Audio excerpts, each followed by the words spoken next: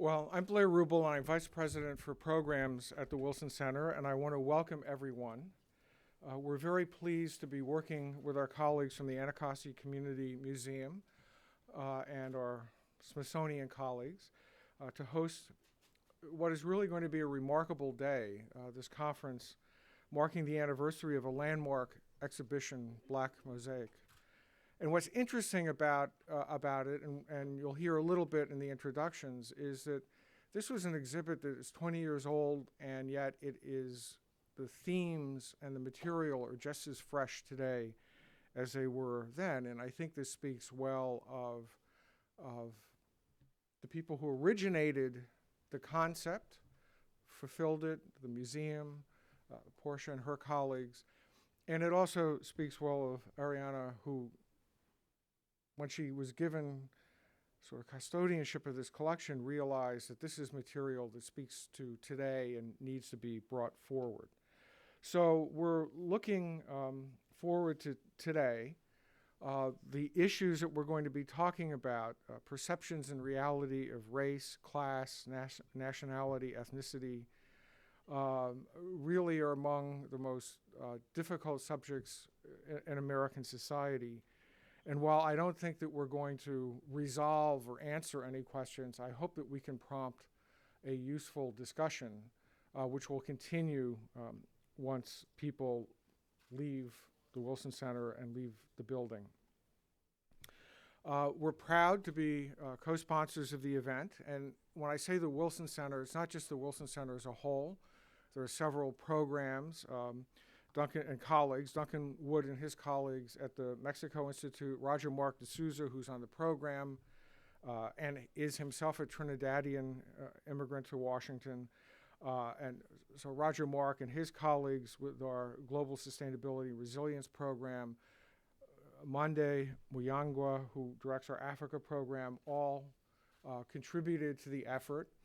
And of course, I think we all know that while the directors are important, it's really the people in the AV office, John Tyler and his colleagues, the catering facilities, which you'll grow to appreciate even more as you move through the day, and our special events program office, Maria Stella Gazulis, Veronica Allen, Howard and Prince, who helped set up the room, Javier and the cafe. These are really all people who make things work. But I want to give a particular mention to Thea Cook. I think many of you have met Thea.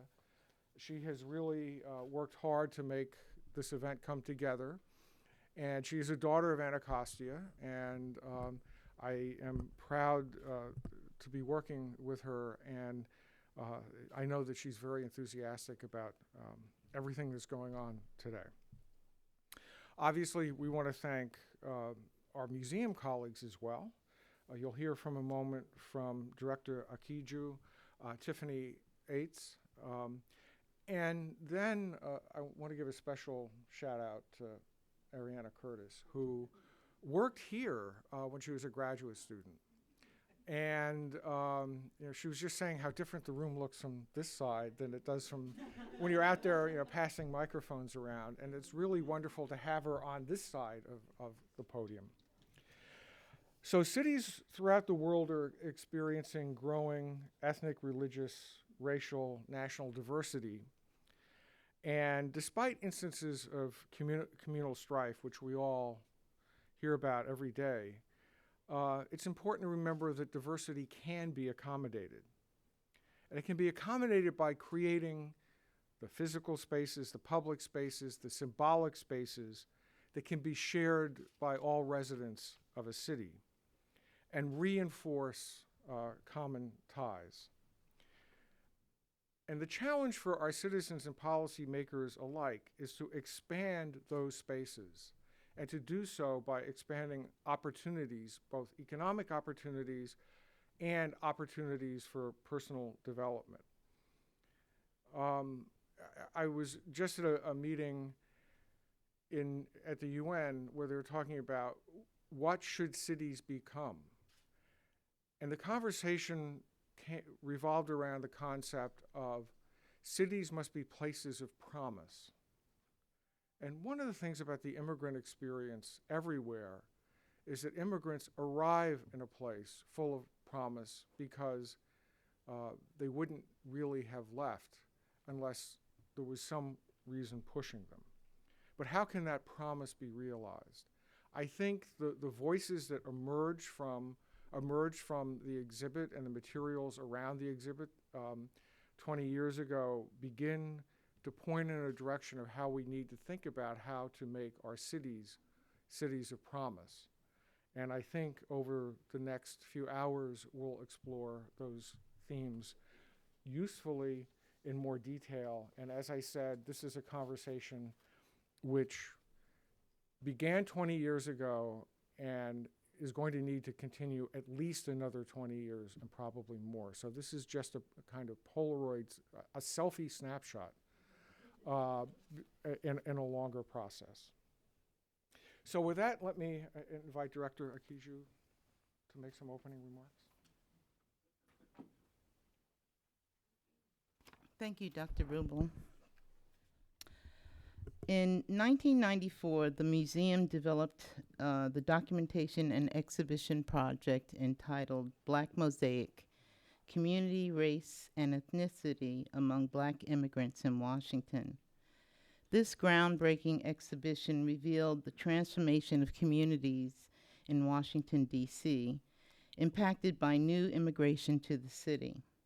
From this project, educational material grew to serve broader audiences and foster unique music programming such as African Fete, Música Latina, the exhibition and program project Beyond the Reggae Beat, and our current Metro Mambo series.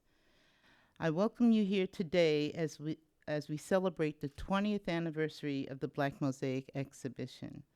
This Revisiting Our Black Mosaic Symposium will feature a full day of conversations on this continuing story. From the enthusiastic response to this symposium, it's obvious that these themes are as relevant today as they were 20 years ago.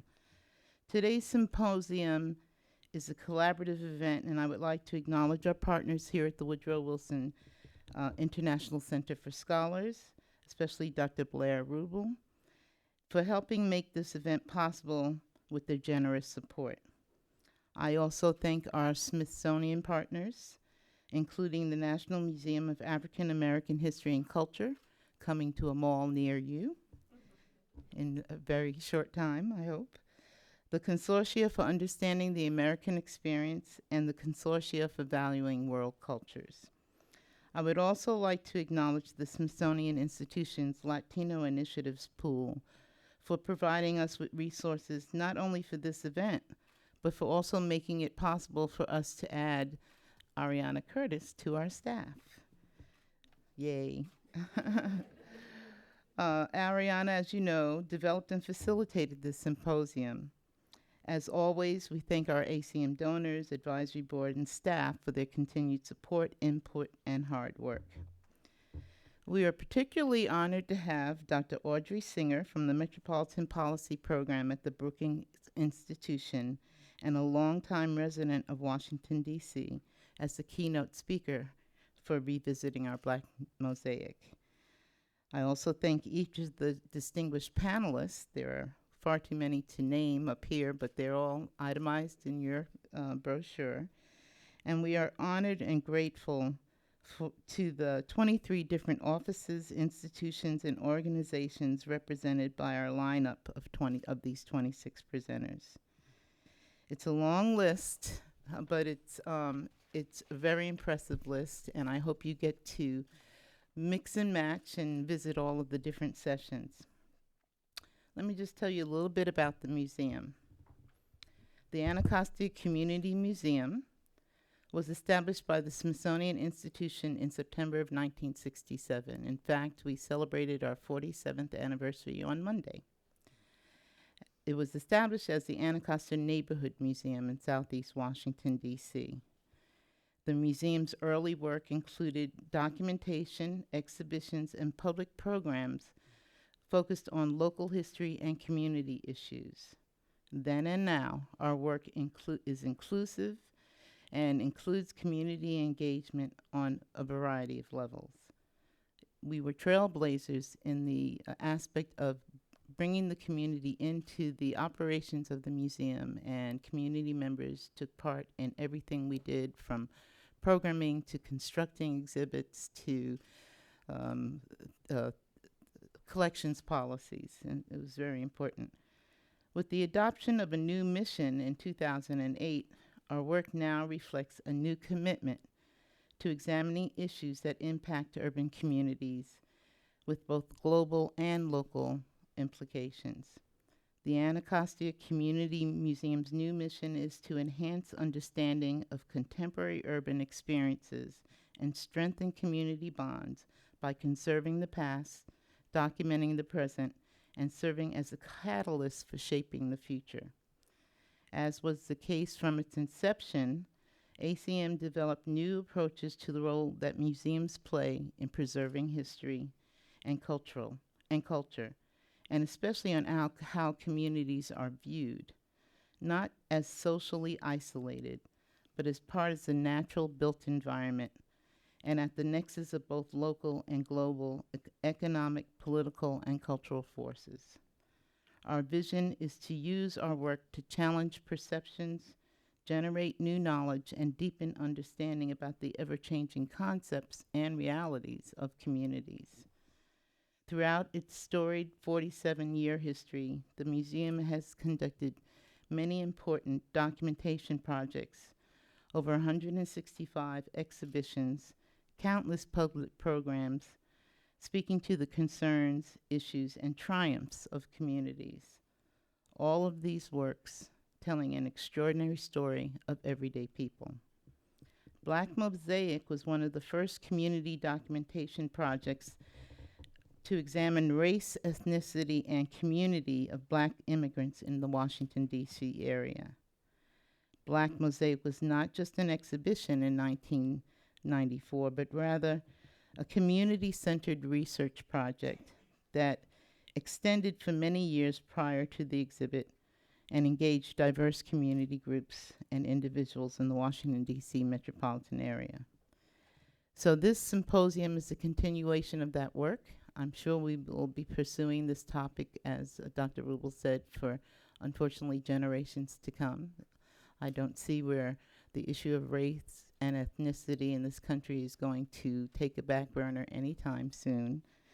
And I recently returned from some conference in Ireland, and there are issues in Europe as well. So this is a global concern. So now it is my pleasure to hand over the podium to Ms. Portia James, the Supervisory Curator at the Anacostia Community Museum and the curator of the original 1994 exhibition, Black Mosaic, Community, Race, and Ethnicity among Black immigrants in Washington, D.C. So enjoy. Thank you so much for coming.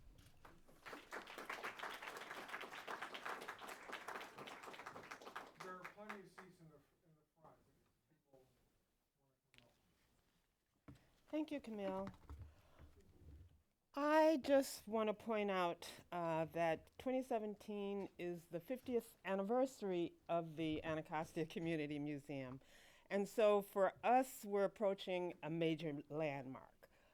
Of course, as with most anniversaries, we're taking a long look at our history and the work that's been done.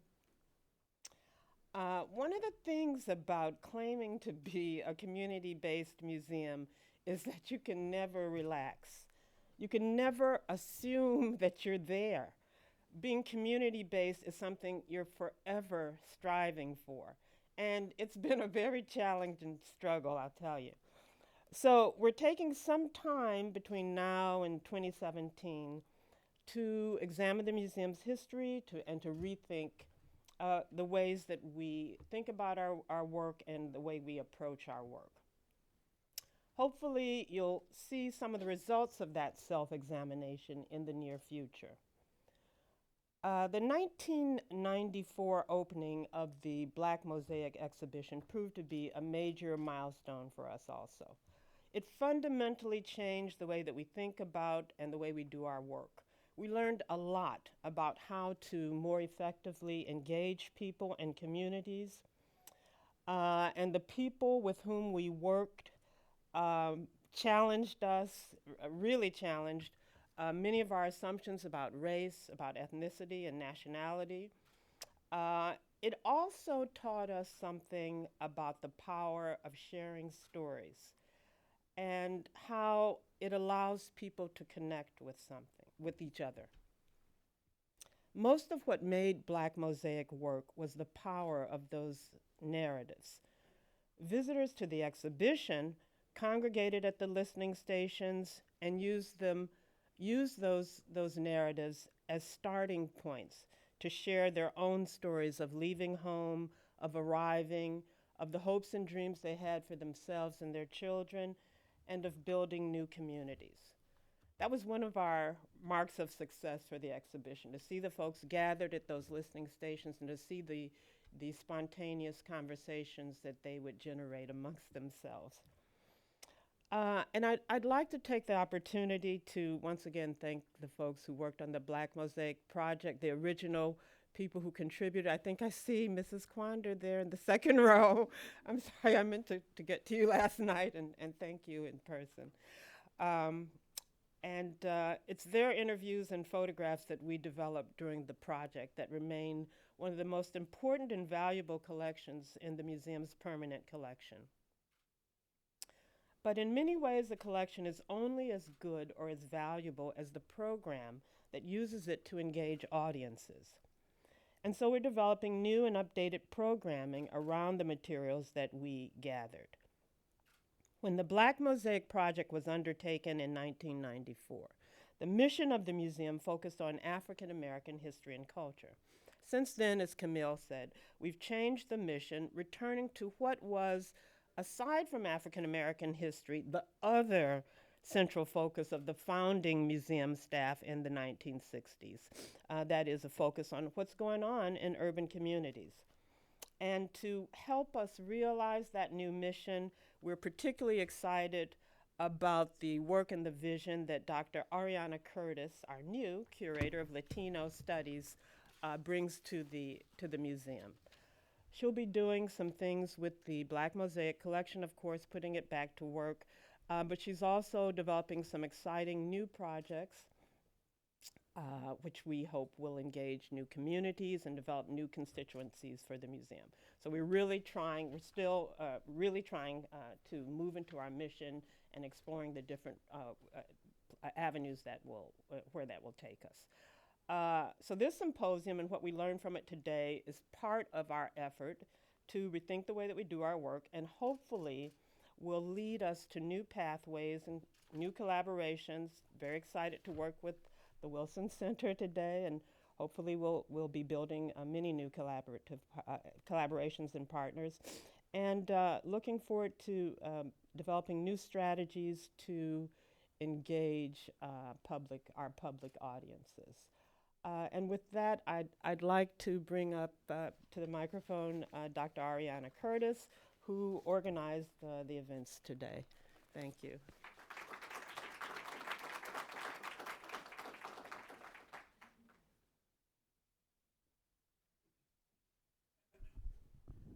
Taller. Hi, good morning. Like Blair said, it feels very different on this side. I've gone to many events at the Wilson Center and sat where you're sitting, so. I'm thrilled to see everyone here today. I'm going to try to keep my remarks relatively brief. Initially, I thought I would talk about the importance of museum collections, given that this symposium is based on a collection.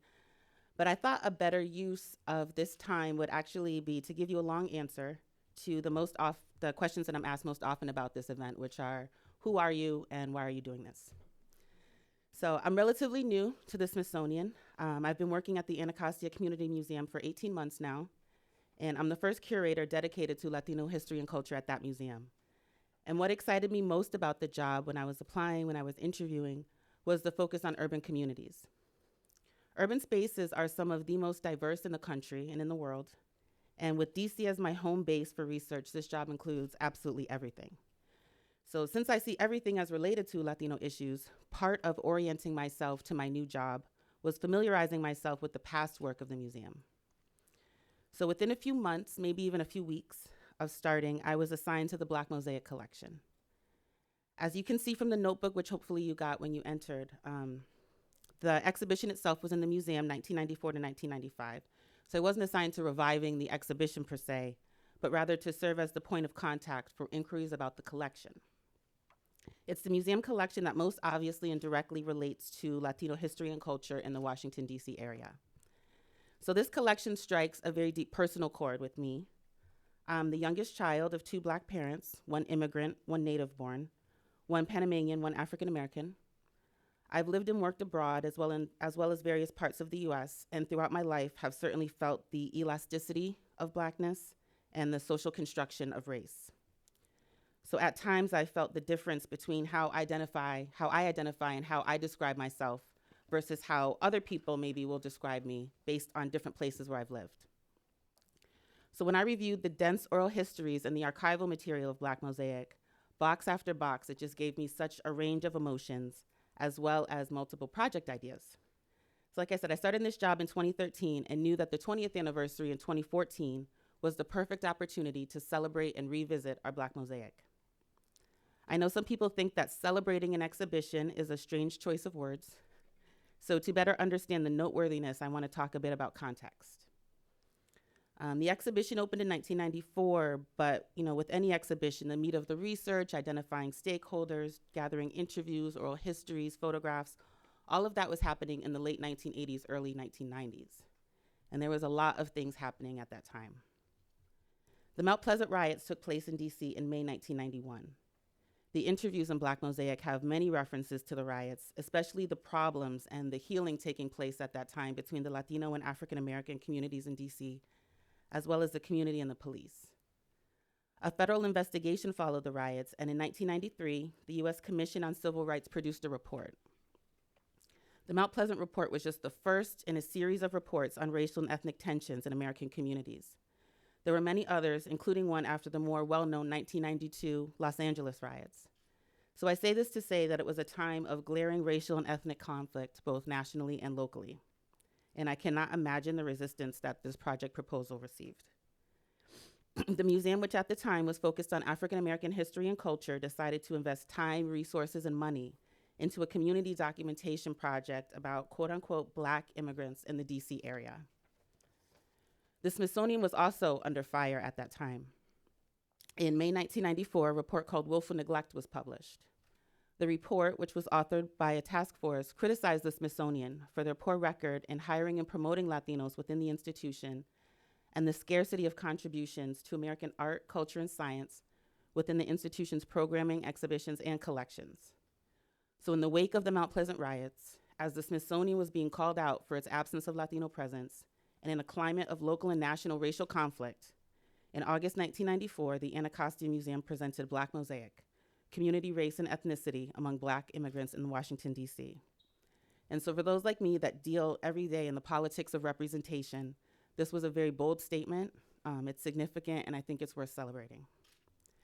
So you only need to look back 25 years or so to see some intense events that shook race relations and DC history right to the core of the Smithsonian. It's also not lost on me that without the mission expansion of the Anacostia Museum from African American focus to one that focuses on urban communities, without the willful neglect reports and the subsequent creation of the Latino Center and the Latino Initiatives Pool, my job would not exist. So I'm relatively new, but completely aware that I'm the product of visionaries who put in long years of hard work and struggle. And I'm indebted and grateful to those movements and those moments that made my being here possible. And without Black Mosaic, I would not have this dense body of work to draw from for my current research projects. And I assure you that really every single one of my projects draws in some way from that collection. So why this event? Well, this is a great moment for me as a newbie to engage and interact with as many people as possible around a museum collection and community issues that are both deeply personal as well as professional. These issues are also timely and clearly of shared concern. We have over 170 people registered for today's events. And it's also a wonderful way for a new curator to show the public how museum work can play a role in engaging community dialogues even outside of a museum setting. So for the anniversary, I thought a contemporary conversation broken into smaller thematic pieces was the best way to highlight places where Black Mosaic is strong. For example, it deals so well with the complexity of individual identity, and also the tensions between individual identity and group belonging. And you see some of that actually represented in the program booklet, pages 2 and 3. We chose small excerpts from interviews, and those actually come from the collection themselves, as well as the photos.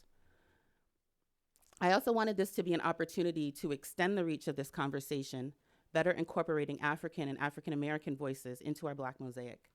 So I attempted to create sessions with more balanced representation in that way. You can also see in your program booklet that every presenter shared what he or she loves about the DC area, which leads me to the last thing I want to highlight about the collection and through this event is the geographic framework of the DC metro area. Until quite recently, DC was a minority majority city, and more specifically, a Black majority city. And so Black includes, but is not limited to meaning African American, and that context matters in every single conversation that we're going to have today. So I attended graduate school at American University, and the first DC-specific research project that I worked on was Blair Ruble's Washington's U Street, a biography. So I was a research assistant here at the Wilson Center, and he's been a wonderful mentor to me in that time, still today.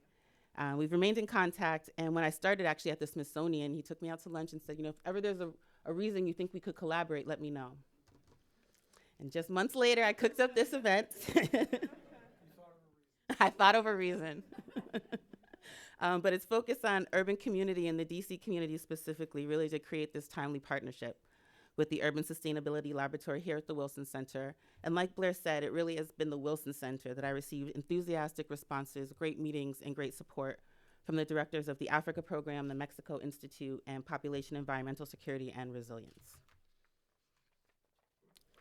The Anacostia Community Museum and the Wilson Center share the understanding that museums, immigration, identity, coalition building, education, and gentrification are contemporary global issues. This event puts them in a local context, and we all agree that the larger idea behind this gathering is that it be a launch point for actionable ideas. So what do I want people to take away from the conversations today? First, I'd like to flip that question into what do I want people to contribute to today? I would love to hear candid conversations about our DC community. There are a variety of pictures and excerpts from oral histories in the collection in the program booklet. And as you read through them, you can see that they suggest moments of pride, of pain, confusion, validation. Let's talk about it. There'll be at least 15 to 20 minutes in every session for audience response. So I hope you're not here simply to listen to our panel of experts, but also that you came to contribute to the conversation. I would also like each of us, myself included, to leave with a larger network than when we arrived. This is a real opportunity to redefine who we include when we talk about our DC community from both personal and professional standpoints. And there's one thing that I really want everyone to take away from today. Let this 20th anniversary of Black Mosaic be a reminder of, or an introduction to, the idea that museums are sites of critical community conversations.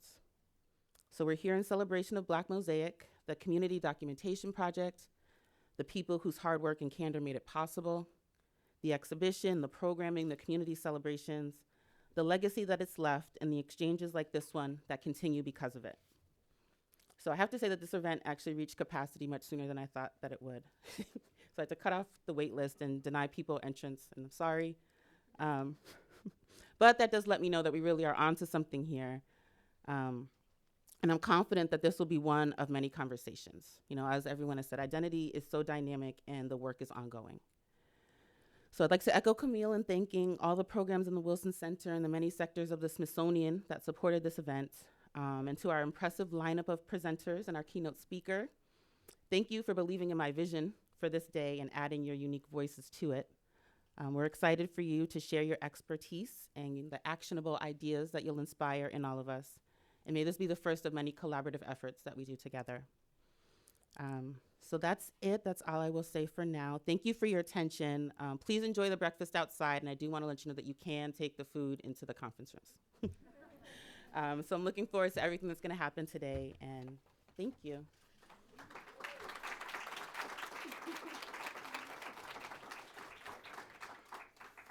Now you all know the secret of why my book is so good. We will now move to some breakout sessions. To give you a little bit of the geography, representing diaspora and diverse blackness in musology is in the 5th floor conference room, which is directly underneath this room. And I think Allison who's at the door, can point you in the right direction. And where international becomes local, immigration in the D.C. metro area is in the Daniel Patrick Moynihan boardroom, which maybe is actually an appropriate place, given his urban interests. And that is where some of you already gathered to have breakfast this morning. It's just catty corner to this room. We'll have 2 sets of sessions, and then at 1 o'clock we'll have lunch, which is in the dining room, which is on that side of the 6th floor. And when we get to that time, we'll point you in the right direction. Lunch will be the next time we'll gather as a group. We have a lot of interesting speakers and discussions, and we will get the session started in 10 minutes, so you have a little bit of a break. And I just want to thank you all for coming. This is a big day for the Wilson Center. It's an important conference, and it's great to have the center connect a little bit with DC. So thank you all.